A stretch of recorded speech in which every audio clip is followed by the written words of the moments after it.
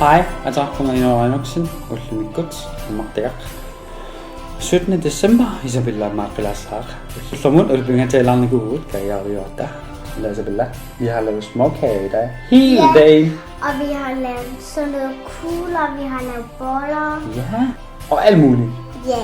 Ja, vi har haft så travlt. Nå, skal vi åbne? Ja. Ja, tak. Den der. Ja, tak. Det er nummer 1,7. Ja. Det er julemanden, der har... Han har taget... Jeg ved godt, hvad det er. Det er sådan noget klasse. Wow, det er nogle flotte strømper, var.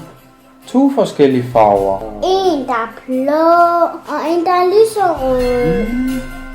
Der står heller ikke noget. Skal vi sige hej og tak for i dag? Hej, tak for i dag. Hej hej.